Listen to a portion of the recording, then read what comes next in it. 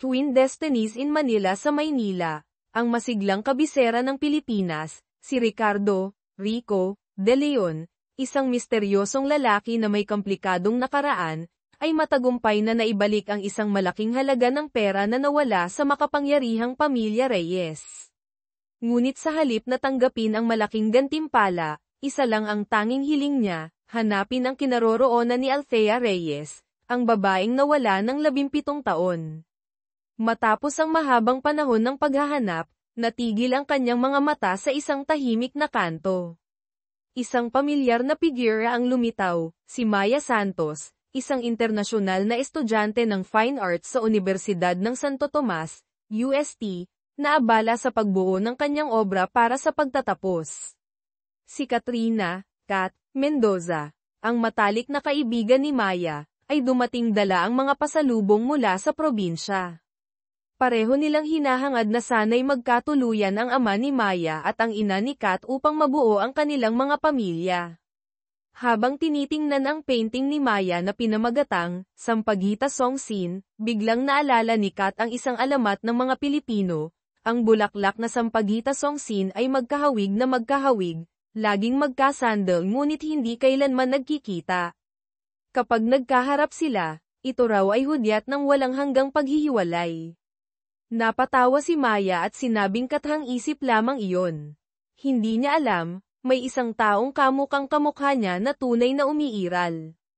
Ang nawawalang Althea Reyes. Si Althea Reyes, ang nag-iisang tagapagmana ng pamilyang Reyes, ay itinago ng kanyang pamilya upang maprotektahan siya. 13 beses siyang inilipat ng paaralan, hanggang sa mapadpad sa kolehiyo ng sining ng UST sa Maynila. Isang araw, nakatanggap siya ng tawag mula kay Rico De Leon. Napaluha siya nang malaman niyang buhay pa si Rico matapos ang isang trahedya 17 taon na ang nakalipas. Nagkasundo silang magkita sa harap ng UST. Sa parehong oras, si Maya ay pinapunta rin sa likod ng unibersidad. Sa kanyang pagdating, nakita siya ni Marco Valencia, kababata ni Althea, na naatasang sunduin siya pabalik sa mansyon ng pamilya Reyes. Hindi makapaniwala si Marco nang marinig si Maya na nagsasabing nagkamali siya ng tao. Ipinakita ni Marco ang litrato ni Althea na ipinadala ng kanilang lolo, at laking gulat ni Maya nang makita ang isang babaeng kamukang kamukha niya. Sinabi ni Maya na isa lamang siyang anak ng isang ordinaryong driver ng truck. Sa takot, tinawagan niya si Kat at ikinwento ang nangyari, sinasabing tila nabuhay ang alamat ng Sampaguita Song Scene. Ngunit bago pa man matapos ang usapan, biglang lumitaw si Althea Reyes sa harap niya. Ang pagdukot kay Maya na bigla si Maya nang makita si Althea na parang salamin ng kanyang sarili. Ngunit bago pa niya maunawaan ang lahat, dumating ang isang grupo ng mga armadong lalaki at sapilitang isinakay siya sa isang itim na sasakyan. Sa kabilang banda, narinig ni Althea mula sa isang estudyante ang tungkol sa isang babaeng kamukha niya na sapilitang isinakay sa sasakyan. Agad niyang tinawagan si Rico at sinabing maghintay sa kanya. Habang dumadaan ang sasakyan ng mga kidnapper, sinundan ito nina Althea at Rico upang sagipin si Maya. Ipinaliwanag ni Althea kay Maya na siya ang totoong target ng mga kidnapper, ngunit nagkamali sila ng tao. Nangako si Althea na aayusin ang lahat upang hindi madamay si Maya. Ang sakripisyo ni Althea habang hinahabol nila ang mga kidnapper, sinundan din sila ng mga ito. Sinabi ni Althea kay Maya na tawagan ang huling numero sa kanyang telepono, ang kay Rico. Sa gitna ng pag-uusap, isang malaking truck ang nawalan ng kontrol at sumalpok sa kanilang sasakyan. Sa huling sandali, iniligtas ni Althea si Maya sa pamamagitan ng pagprotekta sa kanya gamit ang sariling katawan. Sa ospital, sinabi ng mga doktor na si Althea ay nasawi habang inililigtas si Maya. Samantala, si Maya ay nagkaroon ng matinding pinsala sa mga mata at maaaring mabulag ng tuluyan. Sa gitna ng pagkakagulo, iminungkahi ng mga doktor na gamitin ang mga mata ni Althea upang maibalik ang paningin ni Maya. Ang bagong Althea Reyes 15 araw matapos ang operasyon, nagising si Maya at natuklasan ang katotohanan. Dumating si Rico at ipinakilala ang sarili bilang fiancé ni Althea. Nagulat si Maya at itinanggi ang lahat, sinasabing hindi siya si Althea. Ngunit ipinakita ni Rico ang pangalan sa kama ng ospital, Althea Reyes. Sa pagkabigla, tumakbo si Maya patungo sa rooftop ng ospital, nagbabalak na wakasan ang lahat. Hinabol siya ni Rico at sinabing hindi niya maaaring sayangin ang buhay na ibinigay sa kanya ni Althea.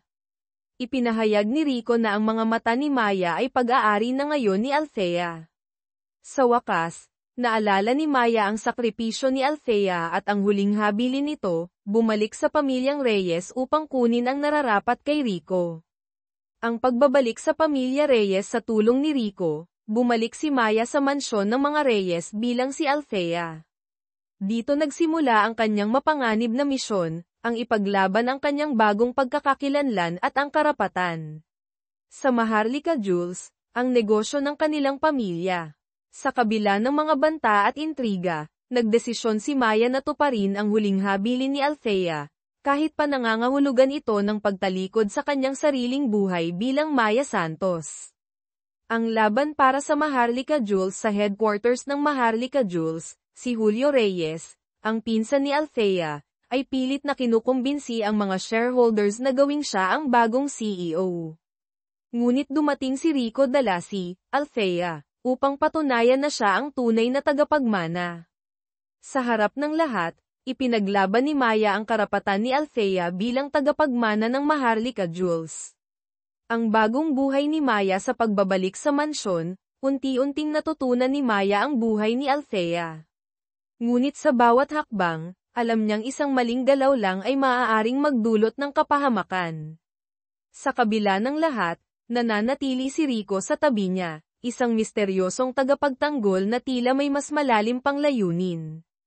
Ang tunay na layunin ni Rico sa pag-usad ng kwento, unti-unting nalaman ni Maya ang tunay na motibo ni Rico at ang kanyang koneksyon sa trahedya ng pamilya Reyes. Ngunit sa gitna ng lahat ng intriga at panganib, natutunan ni Maya na ang tadhana ay maaaring magbiro, ngunit nagbibigay rin ito ng pagkakataon upang mabago ang lahat. Sa Makati Medical Center, si Maya ay hindi mapakali habang hinihintay ang tawag ni Rico. Nang makita ang mga nurse na naghahanda para kumuha ng dugo, nagdahilan siyang takot sa karayom upang makapagpaliban ng oras. Sa wakas, dumating si Rico, na nagbigay ng kaunting ginhawa kay Maya. Kunwari siyang nagpakita ng malasakit sa nobya, niyakap siya at dinala palabas upang magpahinga. Agad namang sinabi ni Maya sa nurse na tapos na ang pagkuha ng dugo. Ngunit sa likod ng kanyang ngiti, si Rico ay malamig na hinayla siya papunta sa elevator. Ang lihim na operasyon habang nasa elevator, si Paulo, na nagpapanggap na tagapagdala ng gamit, ay sinadyang ibagsak ang tray na may mga sample ng dugo. Samantala, si Dante ay mabilis na nag-disable ng lahat ng CCTV camera sa lugar. Sa loob ng elevator na sarado, inutusan ni Rico si Maya na itaas ang kanyang manggas. Kumuha siya ng dugo mula sa sarili niya at hinalo ito sa sample ng dugo ni Maya, sinigurado na ang resulta ng DNA test ay hindi magiging tama. Nang bumukas ang pintuan ng elevator, naiwan ang sample ng dugo na, naayos, nasa sahig. Habang nanginginig si Maya, ibinunyag ni Rico ang plano niyang baguhin ang resulta ng pagsusuri upang hindi may kumpara ang DNA ni Maya. Sinabi niya na ang mga tao sa likod nito ay hindi titigil sa pagsubok na tukuyin ang tunay na pagkatao ni Maya. Kung gusto mong matapos ang lahat ng ito, kailangan mong kontrolin ang emosyon mo at matutong maging tunay na tagapagmana ng pamilya Reyes, sabi ni Rico. Ang pag-aalinlangan ni Maya hindi napigilan ni Maya ang pagluha, sabay sigaw na hindi niya kayang maging si Althea. Isa lang akong ordinaryong tao. Gusto ko lang mamuhay ng tahimik kasama ang tatay ko. Bakit kailangan akong gawing tagapagmana ng isang malaking korporasyon sa napakaikling panahon? Mas gugustuhin ko pang ibalik ang mga mata na ito kaysa mamuhay sa takot. Malamig na tumugon si Rico, kaya mo bang buhayin si Althea Reyes? Kung hindi dahil sa pagprotekta sa'yo, mabubuhay pa ba ang Althea ko? Ang muling pagpili ni Maya, ibinigay ni Rico ang pasaporte ni Maya. Umalis ka na at bumalik sa universidad kung saan ka nag-aaral. Bukas, anuman ang mangyari sa Maharlika Jules, huwag kang bumalik. Kung babalik ka, ako ang unang hindi magpapatawad sa'yo. Ang lihim na paglipat ni Don Rafael sa ospital, lihim na inilabas ni Rico si Don Rafael. Inutusan niya si Paulo na i-disable ang lahat ng CCTV upang ligtas silang makalabas kasama si Dante. Habang nangyayari ito, si Maya ay nag-aayos ng kanyang mga gamit upang umalis. Sa gitna ng kanyang pag-iimpake, napatingin siya sa isang trinket, isang regalo mula kay Althea, at naalala ang sakripisyong ginawa ni Althea para sa kanya. Biglang narinig ni Maya ang pag-uusap ni Julio. Sinabi ni Julio na ang sample ng dugo ay hindi magagamit, kaya't plano niyang pumunta sa ospital upang pilitin ang mga doktor na salin ang dugo para may kumpara ang DNA. Sa takot, tinawagan ni Maya si Rico ngunit naka-off ang telepono niya. Nag-alala siya na maaaring nasa panganib si Rico habang sinusubukan niyang baguhin ang resulta ng pagsusuri. Ang pagharap sa panganib sa basement ng ospital, habang inilalabas ni Rico si Don Rafael, nakasalubong niya si Julio. Nagduda si Julio na ang taong nasa bahay ay hindi si Althea. Sinabi niya na alam niyang si Althea ay nasangkot sa isang seryosong aksidente sa ibang bansa. Habang nag-uusap, iniulat ng assistant ni Julio, si June, na may ibang grupo na naghahanap din ng impormasyon tungkol kay Althea. Sa gitna ng tensyon, si Rico ay nagmamadaling itulak ang wheelchair ni Don Rafael. Ngunit aksidenteng nabangga nila ang isang kotse, na nag-trigger ng malakas na alarma. Nagduda si Julio na may nakikinig sa kanilang usapan kaya't bumalik siya upang maghanap. Ang pagligtas ni Maya sa kritikal na sandali, dumating si Maya upang makuha ang atensyon ni Julio at ng kanyang mga tauhan. Matapos maayos ang kalagayan ni Don Rafael sa isang VIP suite sa The Peninsula Manila, sinagot ni Rico ang tanong ni Maya kung bakit siya bumalik. Pareho nilang kinwestiyon ang isa't isa, si Maya ay nagtanong kung bakit si Rico ay patuloy na nilalagay ang sarili sa panganib, habang si Rico ay nagtanong kung bakit si Maya ay bumalik. Sa huli, sinabi ni Rico na hindi niya kayang tuparin ang huling habilin ni Althea, kaya't balak niyang sirain ang lahat. Ngunit sinabi ni Maya, ako ang magtatapos ng nasimulan ni Althea. Hindi ko hahayaang masira ang pinaghirapan ng mga magulang niya. Ang pagpapatuloy ng laban ibinunyag ni Rico na matagal na niyang pinaghihinalaan ang kondisyon ni Don Rafael. Ang mga sintomas ng kanyang sakit ay hindi tugma sa diagnosis ng doktor. Pinaghihinalaan niyang may gumagawa ng paraan upang pahabain ang kanyang kondisyon para sa pansariling interes. Sinabi ni Rico kay Maya na kailangan niyang magpanggap bilang tunay na Althea Reyes upang panatilihin ang kontrol sa pamilya. Nangako siya na kapag natapos ang lahat, ibabalik niya si Maya sa kanyang normal na buhay. Ang pagkilos ni Dante at Paulo sa basement, si Dante ay mabilis na pinalitan ang mga dokumento ng pagsusuri habang si Paulo, ayon sa plano ni Rico, ay tumawag kay John upang abalahin ito. Ang pagkumpirma ng DNA sa dinastiya ng Reyes, iniulat ni John kay Julio na ang resulta ng DNA ay nagpapatunay na ang kasalukuyang, Althea Reyes, ay tunay na apo ng presidente. Galit na galit si Julio na ang nawawalang pamangkin ay biglang bumalik upang agawin ang kontrol sa pamilya. Ang pagharap ni Maya sa pamilya Reyes sa ospital, si Paulo ay nagbantay sa kwarto ni Don Rafael upang pigilan ang sinuman na pumasok. Dumating si Julio at si Teresita Reyes, na pilit na pumasok sa kwarto. Sa huli, si Maya, sa katauhan ni Althea, ay humarap sa kanila at ipinahayag ang kanyang posisyon bilang tagapagmana ng pamilya. Ang pagbabago ni Maya sa dinastiya ng Reyes, unti-unting natutunan ni Maya ang responsibilidad ng pagiging tagapagmana. Sa tulong ni Rico, siya ay naging mas matatag at handang harapin ang mga hamon ng kanyang bagong buhay. Ngunit sa likod ng lahat ng ito, nananatili ang tanong, ano ang tunay na motibo ni Rico? Eksaktong 10:00 ng umaga, tumunog ang telepono sa tahimik na opisina. Si Maya ay masyadong kinakabahan upang sagutin ang tawag, kaya't si Rico na ang humawak ng telepono at tumanggap ng resulta.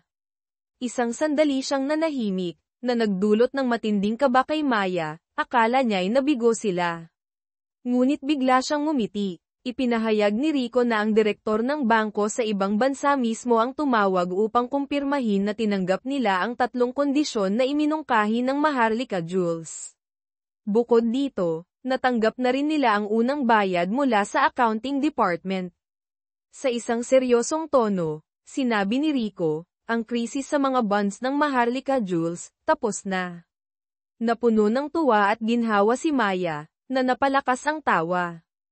Habang pinagmamasdan siya ni Rico, napansin niya ang kaalaman ni Maya sa larangan ng ekonomiya at pananalapi. Ipinaliwanag ni Maya na mula pagkabata, mayroon siyang mahusay na memorya. Nabasa niya ang buong listahan ng mga bonds noong nakaraang gabi at naitandaan ang karamihan sa mga transaksyon at halaga na kainahinala, kaya mabilis niyang naayos ang mga ito ngayong umaga. Tumango si Rico at pinuri siya, napakahusay ng ginawa mo, higit pa sa inaasahan ko. Ang pag-uwi sa dambana ng pamilya Reyes habang pauwi sa dinastiya ng Reyes, si Rico ang nagmaneho. Sa tabi niya, si Maya ay nakatulog ng mahimbing dahil sa pagod. Tahimik na binagalan ni Rico ang takbo ng sasakyan. Pagdating sa harap ng gate, huminto siya at pinanood ang kanyang maamong mukha habang natutulog. Maingat niyang tinanggal ang seatbelt ni Maya. Nang makita ang kanyang maganda at payapang mukha ng malapitan, biglang bumilis ang tibok ng puso ni Rico. Isang kakaibang tensyon ang bumalat sa kanya, kaya't agad siyang bumaba ng sasakyan upang magpalamig. Nang makaalis siya, dahan-daang damilat si Maya, na may bahagyang pamumula sa pisngi. Ang alaala ng kinalimutan sa hardin ng dinastiya ng Reyes, naghihintay si Don Rafael Reyes. Dinala niya si Maya, Althea, sa isang lumang greenhouse na puno ng alaala. Ikinwento niya na ang mga magulang ni Althea, sina Isabela at ang kanyang asawa, ang nagdisenyo at nagtanim ng mga bulaklak dito. Ngunit matapos ang kanilang trahedyang aksidente, unti-unting nalanta ang mga halaman. Matagal na panahon na rin mula nang huli niyang masilayan ang greenhouse na puno ng buhay at kulay. Hiniling ni Maya kay Don Rafael na ipagkaloob sa kanya ang greenhouse. Nangako siya na muling pasisiglahin ito at gagawing puno ng mga bulaklak. Habang masigla niyang ikinwento ang kanyang mga plano, si Rico, na nakaupo malapit, ay biglang tumayo at naglakad palayo. Napansin ni Maya ang kanyang kilos at inis na nagbiro. Ang galing naman ng ibos, na ito, nakaupo lang habang ako ang magtatrabaho dito. Hinailan niya ang isang paso ng halaman at inilagay mismo sa pwesto kung saan nakaupo si Rico. Nang marinig ni Rico na sinabi niyang, hindi na maaaring tumubo ang mga bulaklak dito, lalong nainis si Maya. Galit siyang sumagot, paano mo malalaman kung hindi mo pa sinusubukan? Para sa akin, basta't magsisikap, tiyak na may resulta. Sa isang saglit ng kalokohan, hinayla ni Maya ang kaunting lupa at ipinahid sa pisngi ni Rico, na ikinatawa ni Paulo, na malapit lang. Nagbanta si Maya, kung hindi ka tutulong, maghanda ka ng mas marami pang amoy ng lupa. Galit si Rico. Bigla niyang binuhat si Maya, walang pakialam sa mga tingin ng mga tauhan, at diretsong dinala siya pabalik sa kanyang silid. Ang tila isang pagsubok sa loob ng silid, isinandal ni Rico si Maya sa mesa ng salamin. Ang kanyang mga mata ay puno ng galit, ngunit may halong kakaibang emosyon. Kailangan mong managot sa akin, sabi niya sa mababang boses. Napatigil si Maya, at mahinahong kumuha ng tisyo upang panasan ang pisngi ni Rico. Lumapit si Rico sa kanya, at bumulong, Maya Santos, sa susunod, hindi na kita palalampasin ng ganito kadali. Ang panibagong hamon sa Maharlika Jewels. Sa headquarters ng Maharlika Jewels, dumating ang CEO ng Lumina Gems, si Miguel Tan, kasama ang kanyang kapatid na si Bianca Tan. Galit nilang inakusahan ang Maharlika Jewels ng pagnanakaw ng disenyo para sa nalalapit na International Gemstone Exhibition. Ipinakita ni Bianca ang orihinal na disenyo na may patent ng Lumina Gems. Kalma ngunit matatag na itinanggi ni Rico ang paratang. Ipinaliwanag niyang hindi kailanman kinopya ng Maharlika Jewels ang mga disenyo ng iba.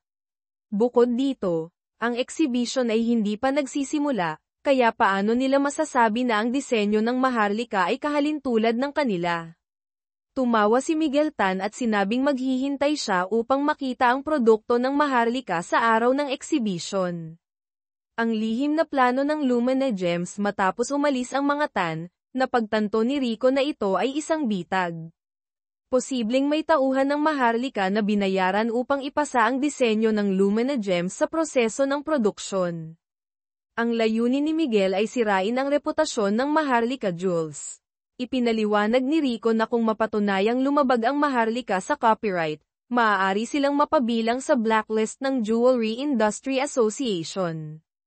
Ang mga kumpanya sa blacklist ay nawawalan ng karapatan sa negosyo at stock trading. Sa sitwasyong ito, maaaring bilhin ni Miguel ang Maharlika Jewels sa murang halaga. Ito ay isang digmaang pang-ekonomiya, sabi ni Rico. Kahit isang maliit na pagkakamali, maaaring magdulot ng malaking kapahamakan.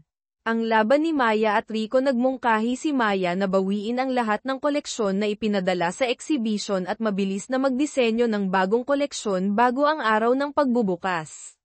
Bagamat mahirap, sinabi niya, mas mabuting sumugal kaysa hayaan ang ating kapalaran sa kamay ng iba.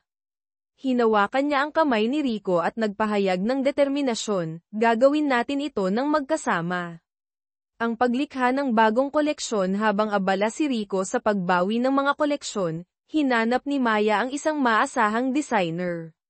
Si Marco Valencia, isang bagong miyembro ng Maharlika, ay nag-alok ng kanyang mga hindi pa nailalabas na disenyo. Gayunpaman, iminungkahi niyang gamitin ang imahe ng Sampaguita Songsin, isang simbolo ng Maharlika, upang lumikha ng isang natatanging koleksyon. Ang pananabutahe sa opisina ni Maya sa gitna ng kanilang trabaho, isang hindi kilalang tao ang nagpasok ng usok sa opisina ni Maya, na nagdulot ng kanyang pagkalason.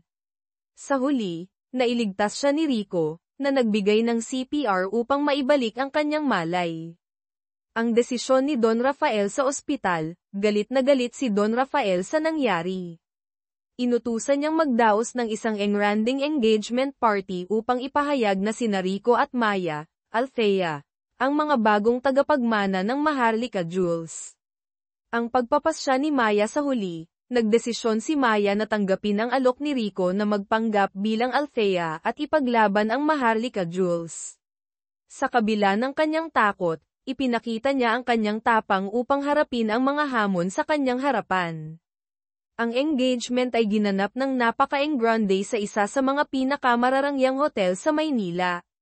Si Maya, na nakasuot ng isang napakaputing gown, ay naglakad papunta sa altar na puno ng kagandahan. Si Rico de Leon, ang groom, ay nakasuot ng makisig na suit, hawak ang isang bouquet ng mga sariwang bulaklak, at hindi maalis ang tingin sa kanyang bride. Lumapit siya kay Maya at marahang isinuot ang singsing sa kanyang daliri. Nang mapansin niyang bahagyang nag-aalinlangan si Maya, mahinahon niyang sinabi, "Magtiwala ka sa akin." Pagkatapos, hinalikan niya si Maya ng matamis at masidhi sa harap ng lahat ng bisita. Ang pagkakakilanlan ni Kat Mendoza bilang empleyado ng Maharlika Jewels, dumalo rin si Kat Mendoza sa engagement. Nang makita ang kaibigan niyang si Maya sa altar, hindi siya makapaniwala at napasigaw ng, "Maya!" Agad na kumilos sina Paulo at Dante, tinakpan ang bibig ni Kat at mabilis siyang inilabas. Sa altar, bahagyang nagulat si Maya ngunit naramdaman ang marahang paghawak ni Rico sa kanyang kamay. Hinailan niya ang atensyon ni Maya pabalik sa kanya, at sa pamamagitan ng kanyang mga mata, pinakalma niya ito. Pagkatapos ng matapos ang seremonya, dinala ni Rico si Maya sa dressing room. Pinakalma niya ito at sinabing magtiwala na kaya niyang ayusin ang lahat. Sa labas, patuloy na iginiit ni Kat na ang bride ay ang kaibigan niyang si Maya Santos. Sinubukan ni Paulo na ipaliwanag na ang babaeng nasa altar ay si Althea Reyes, ang tagapagmana ng pamilya Reyes. Hindi naniwala si Kat at nagpilit hanapin si Maya. Sa desperasyon, bigla siyang hinalikan ni Paulo upang pigilan ang kanyang pag-aalsa. Nagulat si Kat, ngunit agad siyang sinampal si Paulo bago tumakbo palayo. Ang babala ni Rico sa pagbalik sa dinastiya, hindi mapakali si Maya sa sitwasyon ni Kat. Hiniling niya kay Rico na bigyan siya ng pagkakataong makausap ang kaibigan. Ngunit pinaalalahanan siya ni Rico, kailangan mong kalimutan muna ang nakaraan bilang Maya Santos. Ikaw ngayon ay nasa liwanag, at kahit isang pagkakamali ay maaaring magdulot ng malaking gulo. Ang kailangan mo lang gawin ay gampanan ang papel ni Althea Reyes. Ang lahat ng iba pa, hayaan mong ako ang mag-asikaso. Ang pagharap kay Bianca Tan sa Maharlika Jewels, dumating si Bianca Tan, ang tagapagmana ng Lumina Gems, upang makipagkita kay Maya, bilang Althea. Iminungkahi ni Bianca ang eksklusibong kontrata ng kanyang luxury fashion brand na sinag sa mga disenyo ni Marco Valencia sa loob ng 1 taon. Sabihin mo lang ang presyo, Rico, ani Bianca habang malisyosong tumingin kay Rico, at handa akong magbayad ng 10 beses pa.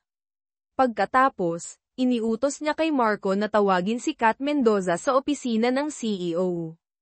Ang pagkilala ni Kat kay Maya pagpasok ni Kat, agad niyang nakilala si Maya.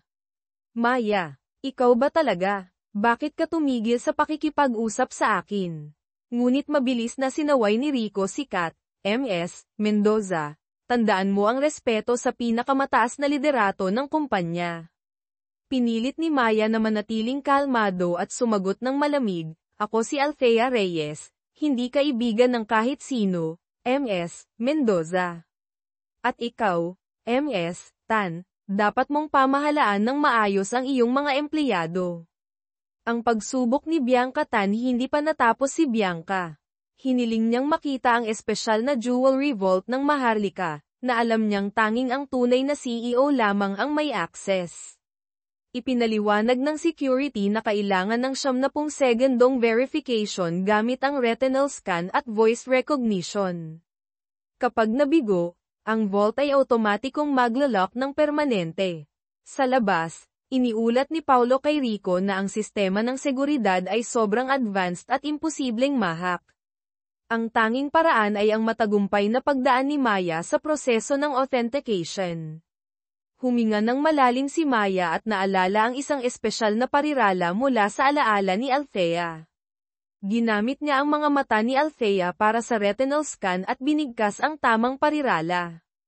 Authentication successful. Welcome back, CEO Reyes, sabi ng electronic voice. Bumukas ang mabigat na pinto ng vault, na ikinagulat ni Bianca at Marco. Ang pagod at pag-ibig bumalik sa opisina ng CEO, nang mag-isa na lang sila, napagod si Maya at nawalan ng lakas. Niyakap niya si Rico, na agad siyang binuhat at inilagay sa mesa. Hindi na napigilan ni Rico ang kanyang damdamin at hinalikan si Maya ng masidhi. Ang pag-aalaga ni Rico sa daan pauwi, nakatulog si Maya sa sasakyan dahil sa pagod. Dahan-daang nagmaneho si Rico.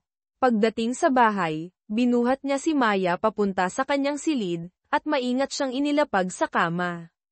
Nang akmang aalis na si Rico, hinawakan ni Maya ang kanyang kamay, kaya naupo si Rico sa tabi niya. Patawad, bulong ni Rico, hindi ako naging handa at inilagay kita sa panganib kay Bianca. Nag-aalala si Maya, natatakot ako na nagdududa na siya sa pagkakakilanlan ko. Enrique, galit ka ba sa akin dahil sa buhay ko'y napalitan ang buhay ni Althea? Umiling si Rico, hindi kita sinisisi, Maya. Napasama ka lang dahil sobrang kamukha mo si Althea. Sa totoo lang, nagpapasalamat ako dahil ikaw ang nagdala ng kanyang mga mata. Sa malambing na tono, idinagdag niya, gusto kong mabuhay ka ng maayos, para sa sarili mo at para kay Althea. Tumango si Maya, nangangakong gagawin ang lahat ng makakaya niya. Sa mahina niyang boses, sinabi niya, at sana, makasama kita palagi. Ang gabi ng mga bangungot ng gabing iyon, nagising si Maya nang marinig ang mga sigaw ni Rico mula sa kanyang bangungot. Tinawag nito ang kanyang mga magulang, inay, itay. Agad siyang niyakap ni Maya at pinakalma, Enrique, nandito ako, bumalik ka. Unti-unting kumalma si Rico at nagising, nakatingin sa nag-aalalang mukha ni Maya. Ang lihim na misyon upang burahin ang anumang ebidensya tungkol kay Maya Santos. Inutusan ni Rico si Dante na pumunta sa Italy upang ilipat ang doktor na nagligtas kay Maya sa isang ligtas na lugar. Kasabay nito, tiniyak niyang mawawala ang lahat ng medical records ni Maya sa ospital. Ang pagkikita ni Maya at Mang Ben sa Maharlika Jewels, dumating si Aling Nena, ina ni Kat, upang magbigay ng pagkain sa mga empleyado. Hindi sinasadyang nakita ni Mang Ben Santos, ang ama ni Maya, ang kanyang anak. Sa kagalakan, tinawag niya ito, ngunit walang nagawa si Maya kundi itanggi ang kanilang relasyon. Pasensya na, pero hindi ko po kayo kilala, malamig niyang sinabi. Sa sakit ng loob, tinanong ni Mang Ben, bakit hindi ko makilala ang sarili kong anak? Ang pagtatanggol ni Don Rafael biglang dumating si Don Rafael at sinabi, siya ang aking apo, si Althea Reyes. Nagkataon lang na may ibang tao na kamukha niya. Sana'y ang babaeng iyon, si Maya Santos, ay maging mabuting kaibigan ni Althea balang araw. Ang pag-iyak ni Maya ng gabing iyon, habang kausap ang kanyang ama sa telepono, hindi napigilan ni Maya ang kanyang luha. Narinig niya ang pagmamahal ng kanyang ama, na handang magtrabaho ng husto upang matiyak ang kanyang kaligtasan.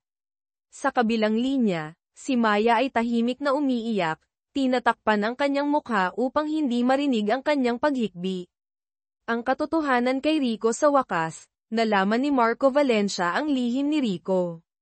Alam niyang si Rico ay si Enrique Vargas, ang nawawalang anak ng pamilya Reyes. Sa kanilang pag-uusap, inamin ni Rico na ginagamit niya si Maya upang protektahan ang pamilya Reyes at Maharlika Jewels mula sa pagbagsak. Sa kabila ng lahat, sinabi ni Rico, hindi ko gustong saktan si Maya. Ginagawa ko ito upang hanapin ang tunay na salarin. Ang pag-asa sa pagitan ng gulo sa hardin, nakita ni Rico si Maya na masayang nagdidilig ng mga bulaklak. Sa ilalim ng liwanag ng araw, parang isang anghel si Maya na nagbibigay ng liwanag sa madilim na mundo ni Rico. Lumapit siya upang tumulong, at habang nagtutulungan, hindi niya napigil ang yakapin si Maya. Sa kabila ng lahat ng panganib at intriga, natagpuan nila ang sandaling kapayapaan sa piling ng isa't isa. Kinabukasan, dumating si Bianca Tan sa dinastiya ng Reyes upang magpanggap na humihingi ng tawad kay Don Rafael sa ngalan ng kanyang kapatid, si Miguel Tan, dahil sa mga hindi patas na kompetisyon ng Lumina Gems laban sa Maharlika Jewels. Magalang na inanyayahan ni Don Rafael si Bianca na manatili para sa tanghalian. Sa hapagkainan, walang pag-aalinlangan na ipinakita ni Bianca ang kanyang hayagang paghanga kay Rico. Subalit, maingat na pinaalala ng tagapamahala ng bahay na si Nestor kay Bianca na ang kanyang layunin ay buwagin ang tensyon sa pagitan ng Lumina at Maharlika. Dahil nagdala si Bianca ng sariwang prutas bilang regalo, sinabi ni Nestor na ipinaluto niya ang lahat ng ito para matikman ng lahat. Sa mesa, napansin ni Maya ang hinog na mangga na inilagay sa harapan niya. Alam niyang sinadya ito ni Bianca dahil alam nito ang kanyang allergy sa mangga.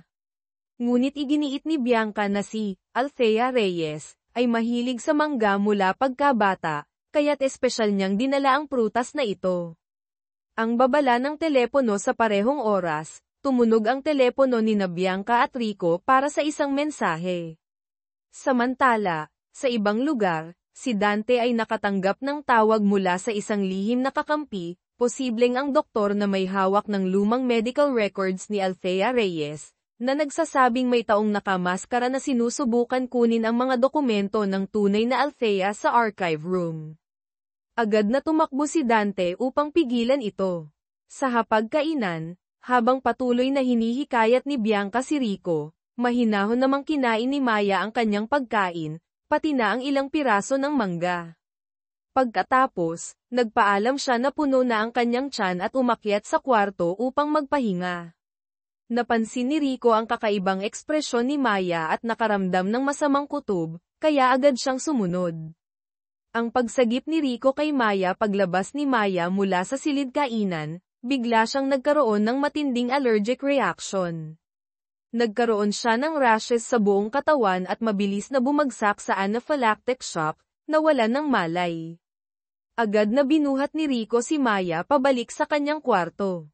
Ginawa niya ang lahat upang mailigtas siya, pinainom siya ng maraming tubig na may asin upang mailabas ang kinain, at inilublob siya sa malamig na tubig sa bathtub upang maibsan ang reaksyon.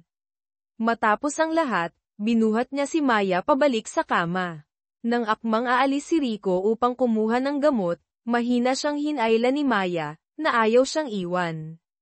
Napilitan si Rico na manatili, niyakap siya ng mahigpit hanggang sa makatulog si Maya.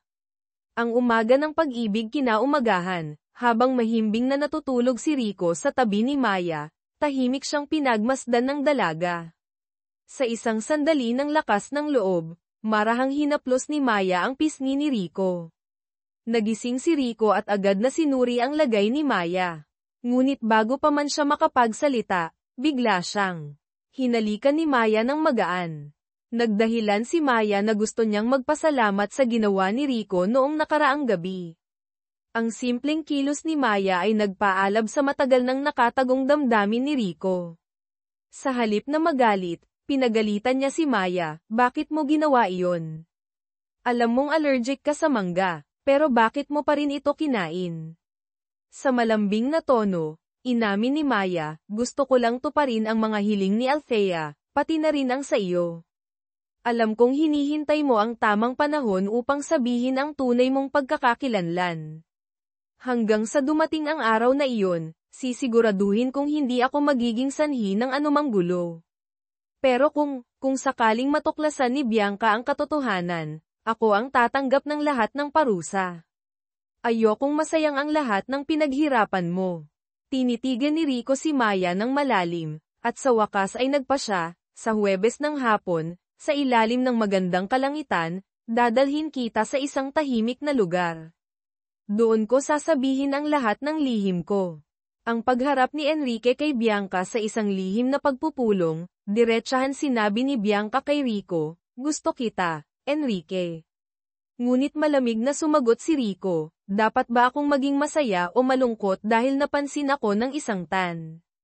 Tumawa si Bianca ng mapanukso, "Depende iyon kung ang babaeng Reyes na kasama mo ngayon ay tunay o peke." Ang panlilinlang ni Bianca sa likod ng mga eksena, nagplano si Bianca na guluhin ang buhay ni Maya. Pinagkakalat niya ang maling balita na naaksidente si Maya sa airport. Sinadya niyang magpadala ng taxi upang kunin si Mang Ben, ang ama ni Maya, at idaan siya sa lugar kung saan naroon si Maya. Sa takot na baka makuha ang kanyang ama, agad na tumakbo si Maya upang pigilan ang taxi. Nakita ni Rico ang nangyayari at mabilis siyang tumakbo upang yakapin si Maya at pakalmayan siya.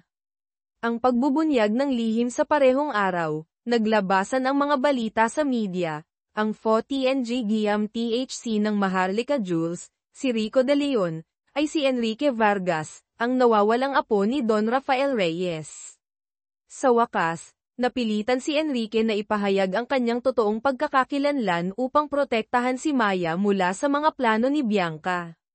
Ang katotohanan sa likod ng trahedya sa dinastiya ng Reyes, isinalaysay ni Enrique ang buong kwento sa harap ni na Don Rafael, Senyora Teresita, at Julio. 17 taon na ang nakalipas, si Althea ay may sakit kaya't naiwan sa bahay, samantalang sumama siya sa kanyang mga magulang sa isang business trip. Sa gitna ng malakas na ulan, isang truck ang bumangga sa kanilang sasakyan. Sa trahedya, kinuha siya ng isang taong nakamaskara at itinapon siya sa dagat. Hindi makapaniwala si Julio dahil ayon sa pulisya, aksidente lamang ang nangyari. Upang patunayan ang kanyang kwento, tinanggal ni Enrique ang kanyang salamin at singsing, ipinakita ang peklat sa kanyang daliri na dulot ni Marco noong bata pa sila. Ibinunyag din niya na sinuri niya ang kanyang DNA upang kumpirmahin ang kanyang relasyon kay Don Rafael. Ang paghingi ng tawad ni Enrique sa pagbalik sa bahay, Humingi ng tawad si Enrique sa kanyang lolo dahil hindi niya nailigtas si Althea. Ipinaliwanag niya na ang pagkamatay ni Althea sa Italy ay dulot ng isang sinadyang aksidente. Dahil sa kritikal na sitwasyon ng Maharlika Jules noon, kinailangan niyang humingi ng tulong kay Maya upang magpanggap bilang Althea. Ang pagdurusa ni Maya sa ospital, nagising si Maya at nalaman ang lahat mula kay Marco. Sinabi nito na si Enrique ay opisyal ng kinilala bilang tagapagmana ng Maharlika Jules. Hindi matanggap ni Maya ang katotohanan na hindi na siya bahagi ng buhay ni Enrique. Sa kabila ng lahat, nagpilit siyang makita si Enrique sa huling pagkakataon. Ang huling pagkikita sa labas ng dinastiya ng Reyes, naghintay si Maya kay Enrique. Sa wakas, nagtanong siya, ang pagiging Vargas. Iyon ba ang lihim na matagal mo nang itinatago? Tumango si Enrique, at sa sandaling iyon, naramdaman ni Maya ang matinding sakit. Salamat, sabi ni Maya, sa pagtupad ng pangako mong ligtas akong makakaalis. Alam ko, hindi tayo magkamundo. Tapos na ang lahat. Sa ilalim ng malakas na ulan, ibinalik ni Maya ang singsing na ibinigay ni Enrique. Sa galit, kinagat niya ang kamay ni Enrique bago tumakbo palayo. Ang bagong buhay ni Maya, bumalik si Maya sa kanyang simpleng buhay. Lahat ng nangyari ay tila isang panaginip lamang, isang kwento ng isang buhay na hindi para sa kanya. Ang pagtanggap ni Enrique ng tungkulin sa kabilang banda, opisyal na ipinakilala si Enrique Vargas bilang tagapagmana ng Maharlika Jules. Sa harap ng mga shareholders, nangako siyang gagawin ang lahat upang mapanatili ang tagumpay ng kumpanya. Ngunit upang maibalik ang tiwala ng mga shareholders, iminungkahi ang kasal sa pagitan ng Maharlika Jules at Lumina Gems. Sa huli, pumayag si Enrique para sa kapakanan ng pamilya. Ang bagong pag-asa ni Maya samantala, inalok ni Marco Valencia si Maya na sumama sa kanyang bagong design team. Hinimok niya si Maya na kalimutan ang nakaraan at magpatuloy sa buhay. Ang pag-ibig na hindi maabot sa merkado. Narinig ni Maya ang balitang ikakasal si Enrique kay Bianca Tan. Sa sandaling iyon, tuluyan niyang naunawaan na sila ni Enrique ay magkaibang mundo. Ang pagligtas ni Enrique kay Maya sa isang aksidenteng naganap sa tulay, muntik nang malunod si Maya sa ilog. Sa kabila ng kanyang aquaphobia, tumalon si Enrique upang iligtas si Maya. Sa wakas, sinabi niya, Maya, lagi kitang poprotektahan. Ang huling palom sa ospital, hindi nagtagpo sina Enrique at Maya. Sa huli, nagpasalamat si Maya sa mga alaala ng kanilang pagmamahalan, kahit ito'y maikli ngunit puno ng kahulugan. Isang linggo ang lumipas, at isang marangyang engagement party ang ginanap sa The Peninsula Manila. Ang okasyon ay upang ipahayag ang pagsasanib ng dalawang pinakamalaking kumpanya ng alahas, Maharlika Jules at Lumina Gems. Ang groom ay si Enrique Vargas, at ang bride ay si Bianca Tan. Sa parehong araw, natanggap ni Maya ang kanyang jacket na kanyang suot noong siya ay nahulog sa ilog, mula sa laundry shop. Nang suriin ang bulsa ng jacket, naramdaman niya ang isang matigas na bagay, ang engagement ring na ibinalik niya kay Enrique. Napansin ni Maya na hindi ito tinanggap ni Enrique. Bigla niyang naalala, tanging si Enrique lamang ang nakakaalam sa kanyang aksidente, at tanging siya lamang ang maaaring nakahanap at nagligtas sa kanya mula sa madilim na ilog. Sa kabila ng kanyang takot sa tubig, hinarap ni Enrique ang kanyang pinakamalaking takot upang iligtas siya. Sa loob ng marangyang bulwagan, muling nag-aayos si Enrique para sa kanyang engagement, ngunit sa pagkakataong ito, ang babaeng nasa tabi niya ay hindi ang kanyang minamahal. Tinitigan siya ni Bianca Tan at bumulong, handa ka bang isakripisyo ang sarili mo para sa kumpanya at pamilya mo, Enrique? Naniniwala ako na kaya mong pumili ng ibang landas. Ito na ang huling pagkakataon para ibahin ang desisyon mo. Tumingin si Enrique sa mga bisita, naghahanap ng pamilyar na mukha, ngunit wala siyang nakita. Siya ay napabuntong hininga at iniabot ang bouquet kay Bianca. Sandali lang. Isang matapang ngunit malinaw na boses ang narinig mula sa dulo ng bulwagan. Lahat ng mata ay tumingin sa direksyon ni Maya Santos, na buong tapang na lumapit upang pigilan ang kasalang pangnegosyo. Dumiretso siya sa altar, sa harap ng lahat ng bisita, at bigla niyang hinalikan si Enrique ng masidhi. "Mahal kita, Enrique Vargas," malakas na sinabi ni Maya habang tumutulo ang kanyang luha ngunit puno ng determinasyon ang kanyang boses. "Kahit saan tayo nanggaling, kahit saan tayo papunta, sa sandaling ito, mahal kita. Sa pagitan ng buhay at kamatayan, hinarap mo ang iyong takot para iligtas ako. Kung kaya mo iyon, ano pa ang dapat kong katakutin? Kahit anong dilim ang dumating, mananatili akong nasa tabi mo. Kaya, mahal ko, handa ka na bang sumama sa akin?" Alam ni Maya na nahihirapan si Enrique sa harap ng mga bisita at pamilya, kaya inilahad niya ang singsing. "Hindi ko kailangan ng sagot ngayon. Basta isuot mo ang singsing na ito, ikaw ay magiging akin. At babalik ako upang kunin ka." Naglakad si Maya palayo, ngunit hinawakan siya ni Enrique. "Pumapayag ako," sabi niya, sapat na malakas upang marinig ng mga malalapit sa kanila. "Pumapayag akong maging tao ni Maya Santos."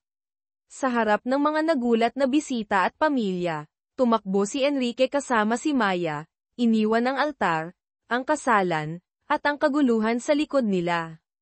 Sa tabing dagat, kung saan ang buhangin ay puti at ang alon ay mahinahon, nagpalitan sila ng matamis at maalab na halik. Tumawa si Enrique, tinukso si Maya, "Ang galing mo, alam mo pa kung paano mang-agaw ng asawa." Itinuro niya ang peklat sa kanyang kamay, "At kailangan mong gamutin ang sugat na iniwan ng isang tao." Sa ilalim ng mga bituin, niyakap ni Enrique si Maya ng mahigpit. "Patawad," sabi niya, "dahil isinama kita sa mapanganib na mundo ng pamilya Reyes." Ipinaliwanag niya ang mga taon ng pagdurusa, ang kanyang takot, at ang kanyang misyon na hanapin ang salarin sa likod ng trahedya ng kanyang pamilya. Sinabi ni Maya, "Naiintindihan ko. Susuportahan kita sa lahat ng desisyon mo, at sasamahan kita sa lahat ng laban mo."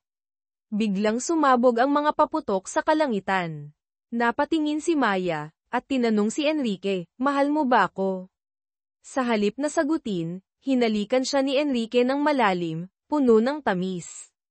Sa di kalayuan, si Kat ay nagmamadaling utusan si Paulo na magpaputok pa ng paputok. "Bilisan mo. Gawin mong romantiko ang gabi para sa best friend ko." Sa isang tahimik na bar, si Marco Valencia ay nakipag-usap kay Bianca Tan, na labis na nasaktan.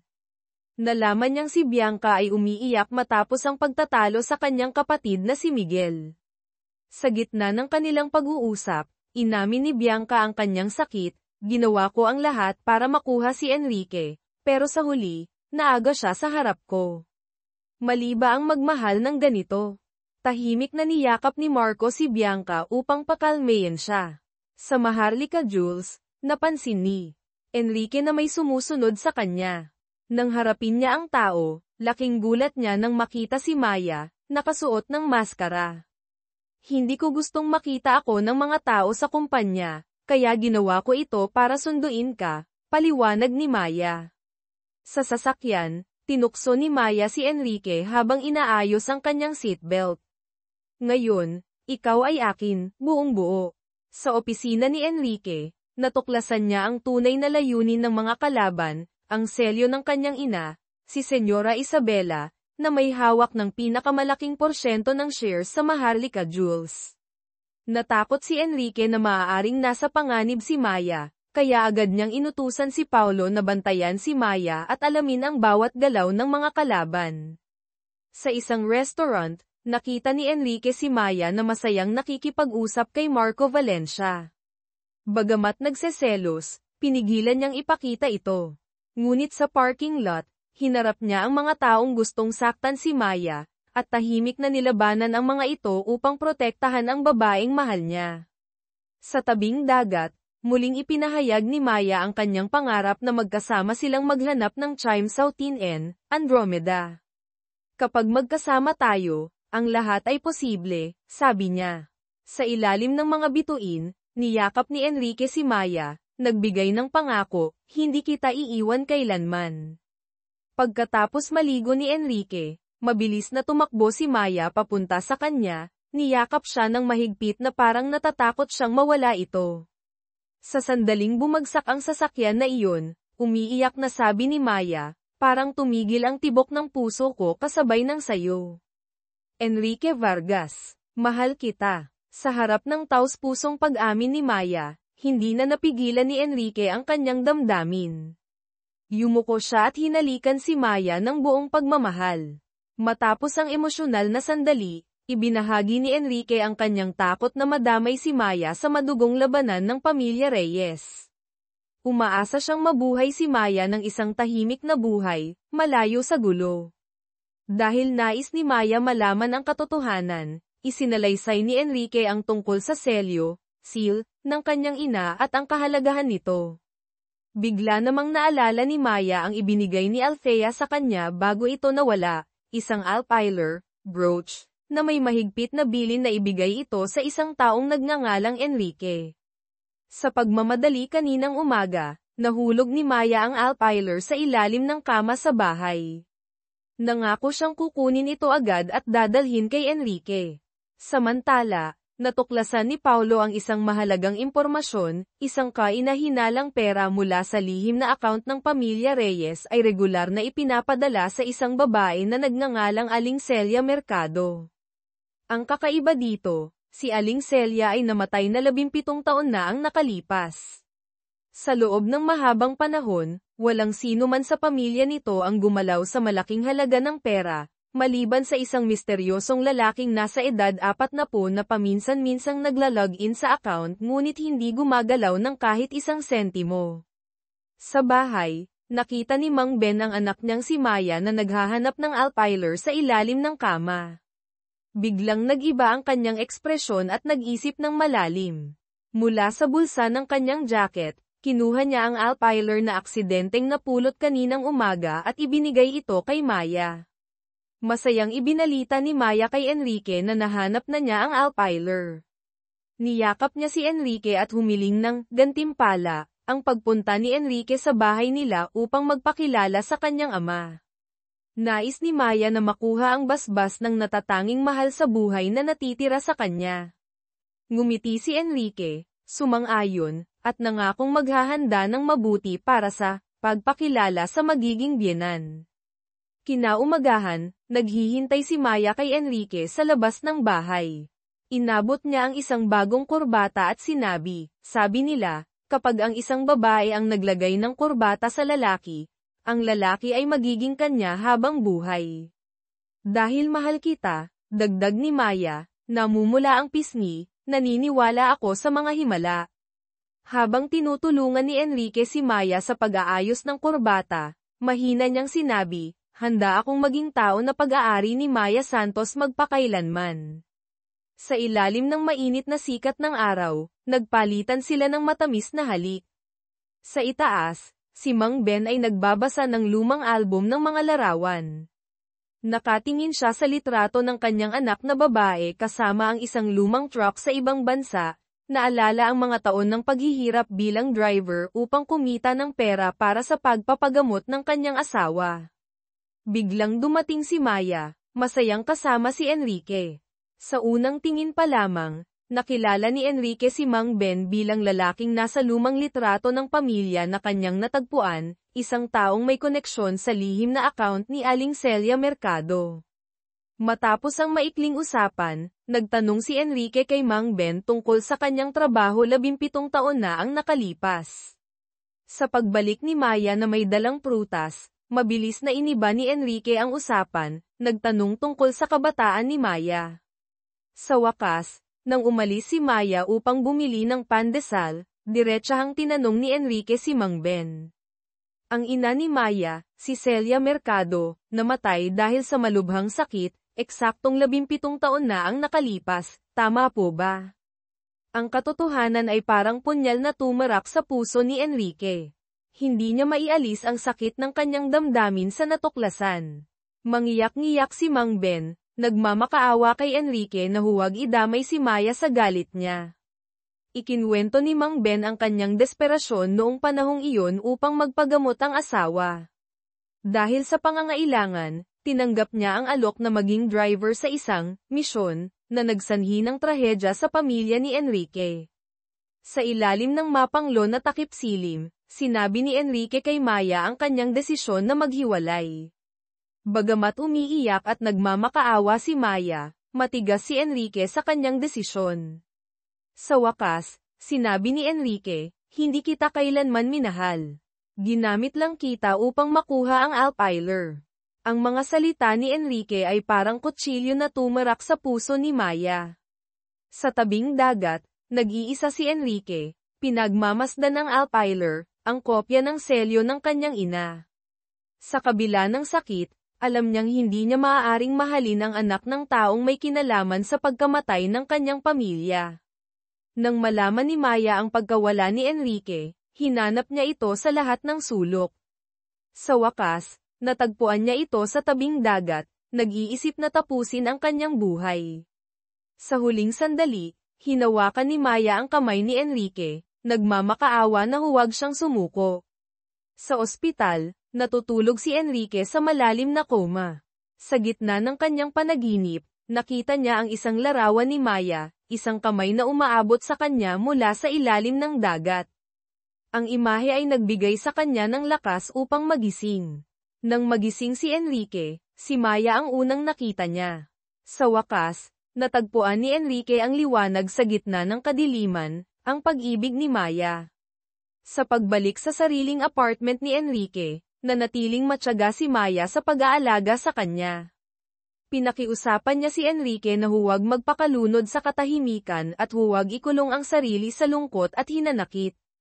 Ngunit hindi pa rin makalaya si Enrique mula sa matinding sakit ng nakaraan. Upang mapasaya si Enrique, naisip ni Maya na maghanda ng isang maliit na salo-salo at imbitahan ang mga malalapit na kaibigan. Sa likod ng salamin, mahinang kumatok si Maya, pilit na binubuksan ang pusong nakasarado ni Enrique. Gayunpaman, nanatili siyang tahimik at walang reaksyon. Inimbitahan ni Maya ang lahat na pumasok sa bahay upang maghapunan. Napansin ni Kat ang pagiging maalalahanin ni Marco nang hilahin nito ang upuan para kay Bianca Tan, na nagbigay ng duda sa kanya tungkol sa relasyon ng dalawa. Agad namang itinanggi ni Bianca, sinabing tinitingnan lang niya si Marco bilang isang mabuting katrabaho. Hinayla ni Maya si Enrique upang sumama sa kanila. Sa kalagitnaan ng usapan, ibinahagi ni Bianca na si Marco ay naghahanda para sa isang prestihiyosong kompetisyon sa disenyo ng alahas. Dahil nakita ni Bianca ang mga talentadong disenyo ni Maya noon, inalok niya si Maya na tulungan siyang mag-apply sa kompetisyon. Ngunit magalang na tinanggihan ni Maya, sinabing nais niyang ilaan ang oras niya sa pag-aalaga kay Enrique. Binigyan niya ng suporta si Marco at hiniling na magtagumpay ito sa kompetisyon. Nang mapansin ni Maya na malamig ang kamay ni Enrique, nagpaalam siya upang kunin ang jacket nito sa itaas. Sa tabing dagat, sa ilalim ng malamig na hangin, naglakas loob si Paulo na ipahayag ang nararamdaman niya kay Kat. Paluhod siyang nagmakaawa na bigyan siya ng pagkakataon upang maging kasintahan nito. Biro ni Kat, nagpo-propose ka pero walang singsing. Natatawa, nagkamot ng ulo si Paulo, sinabing ginaya lang niya ang eksena sa isang teleserye. Nang mahiyain at pabulong na sumang-ayon si Kat, halos hindi makapaniwala si Paulo, kaya't napatalon siya sa tuwa. Sa kanyang pananabik, maingat niyang hinalikan si Kat.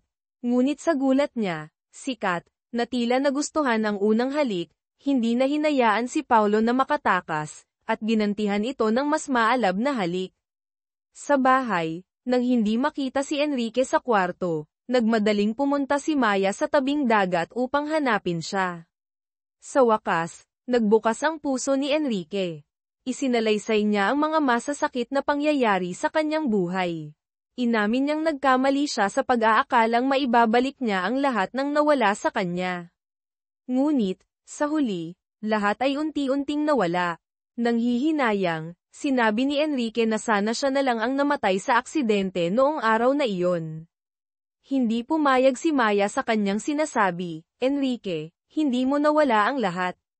Nandito pa ako. Buong tapang niyang sinabi, bukod pa rito, balak mo bang sumuko na lang at ibigay ang dinastiyang Reyes at Maharlika Jules sa iba? Sa mata ko, ikaw ang pinakamalakas na tao, tulad ni Althea. Pareho kayong hindi sumuko sa paghahanap ng tunay na salarin. Ako ay handang samahan ka sa pagbalik sa dinastiyang Reyes, upang patunayan ang lahat ng tsismis at parusahan ang may sala. Kahit gaano kahirap, mananatili akong nasa tabi mo. Maya Santos, buong damdaming sinabi ni Enrique, mahal kita.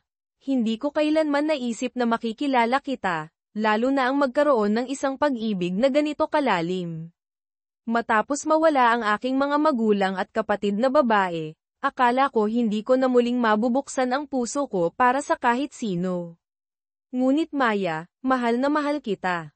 Mahigpit na niyakap ni Enrique si Maya, handang ibigay sa kanya ang lahat, ang kanyang puso, damdamin, at ang sirang kaluluwa. Kinaumagahan, magkasama nilang pinanood ang pagsikat ng araw sa tabing dagat. Mahinang niyakap ni Enrique si Maya mula sa likuran. Kinuha ni Maya ang singsing mula sa kanyang bulsa at ibinalik ito kay Enrique.